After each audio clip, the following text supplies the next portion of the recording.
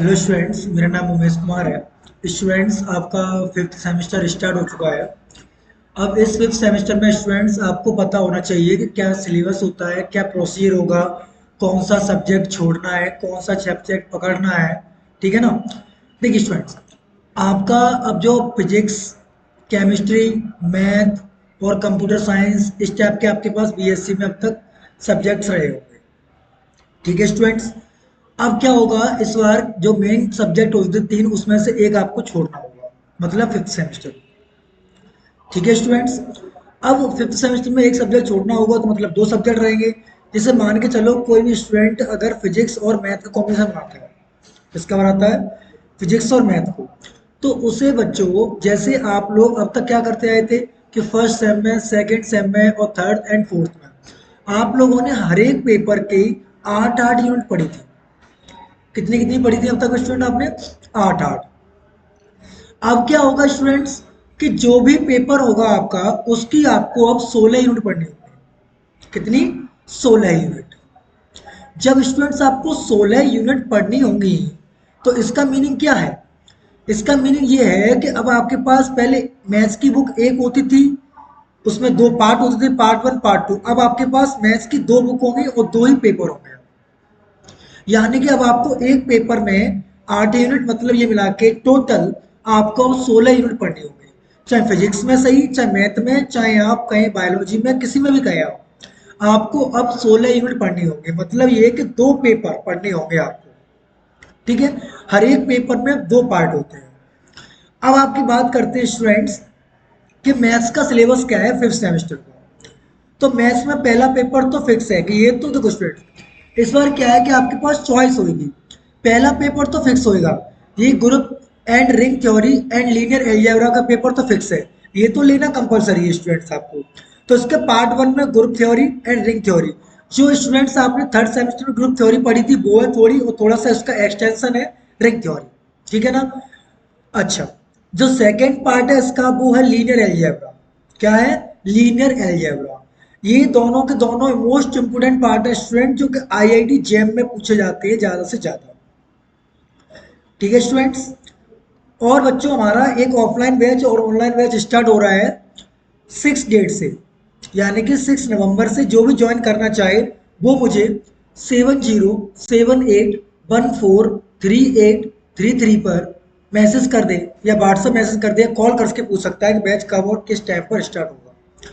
Student, तो पहला paper तो फिक्स होएगा आपका मैथ्स में कि आपको group and ring theory and linear algebra तो आपको पढ़नी ही पड़ेगी। ठीक है। इसमें कुछ नहीं है, जो आपने ग्रुप थ्योरी पहले पढ़ी थी थर्ड सेम में वही है, और रिंग थ्योरी थोड़ा सा एक्सटेंशन है और कुछ नहीं है। ठीक है। हाँ, लीनियर अलजेब्रा की बात करें कि आपने बच्चों जो पहले मैट्रिक्स पढ़ी थी उसी का इनिशियलाइजेशन है, होता है, इसमें कुछ नहीं है। ये भी काफी इजी टॉपिक होता है बच्चों, और ये जेम में, नेट में, गेट में काफी ज्यादा पूछा जाता है। ठीक है ना। तो ये तो फिक्स है कि आपको पहला पेपर तो पढ़ना ही होगा, कौन सा? Group and ring theory and linear algebra. यानी कि आपको ये 8 यूनिट तो कंपलसरी है। अब बच्चों देखिए, अब आपके पास चॉइस क्या होंगे।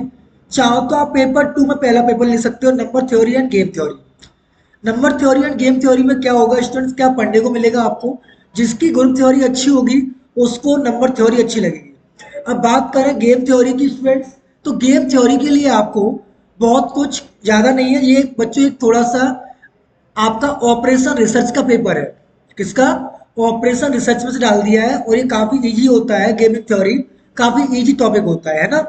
तो मेरे हिसाब से अगर आप दोनों पेपर लेना चाहते हैं तो पहला पेपर वो ले लें, वो तो लेना ही है। और सेकंड में आप इसको रख सकते हैं, काफ़ी इजी पेपर होता है, काफ़ी अच्छा पेपर होता है।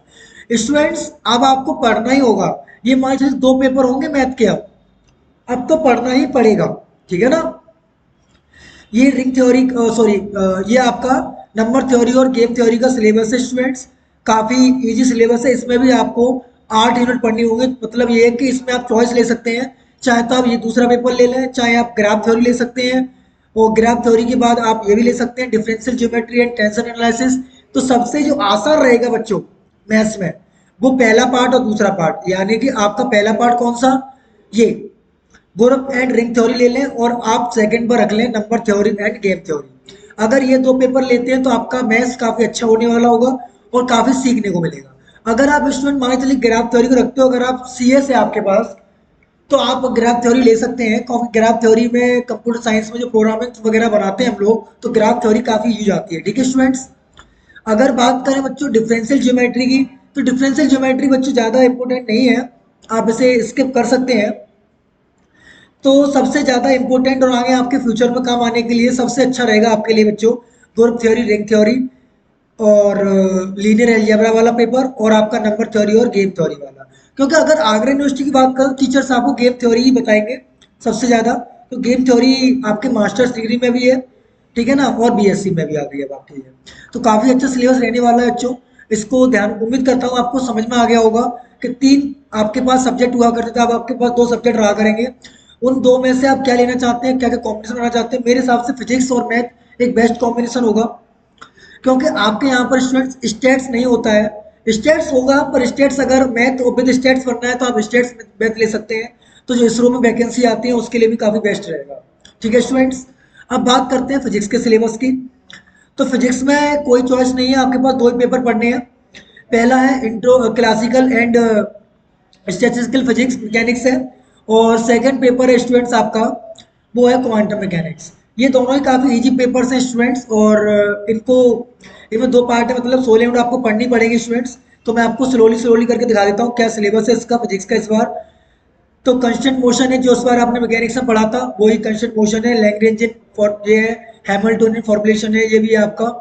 और सेंट्रल ऑफ फोर्स, जो मतलब आपने मैकेनिक्स में पढ़ा था वही सिलेबस है इसका पूरा।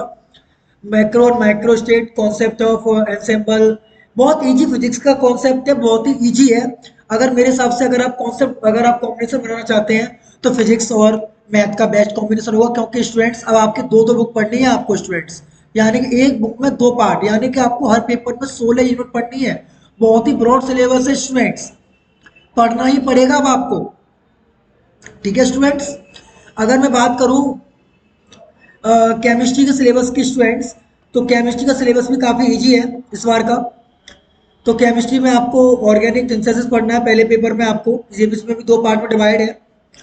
और दूसरे में पढ़ना ही है आपको rearrangement of chemistry of groups element, ये भी काफ़ी अच्छा है। तो ये ऐसे करके बच्चों 16 यूनिट इसकी पढ़नी पड़ेगी और 16 इसकी। तो आपको खुद ही सोचना है स्टूडेंट्स कि हमें क्या लेना है और क्या छोड़ना है। तो मेरे हिसाब से, और हाँ, ऐसा भी कोई इशू नहीं है कि आगे चल के आप, अगर आपने मान के चलो केमिस्ट्री छोड़ दी तो हम वो नहीं, टीजीटी पीटी, तो ऐसा कुछ नहीं स्टूडेंट, सब आप दे सकते हैं। आप अपने मन से ढंग से सोच के लें, क्योंकि ये आपके फ्यूचर का सवाल है स्टूडेंट्स। ठीक है। और हाँ स्टूडेंट्स, आपका बैच स्टार्ट हो जाएगा 6 डेट से। जो भी बच्चा ऑनलाइन ऑफलाइन ज्वाइन करना चाहे हमारे यहाँ कर सकता है। और स्टूडेंट हमारे यहाँ ऑफलाइन आईडी जेएम का बैच फ्री चलता है, अगर आप ऑफलाइन लेना चाहें तो ले सकते हैं। ये फिरोजाबाद डिस्ट्रिक्ट से है, और सीएल यानी कि काफ़ी स्टूडेंट्स हैं हमारे पास स्टूडेंट्स। तो देख सकते हैं काफ़ी अच्छा कॉम्बिनेशन बनेगा। बेस्ट ऑफ लक, अच्छा सा आप कर पाएँ अपने फ्यूचर में। ठीक है ना स्टूडेंट्स, थैंक यू।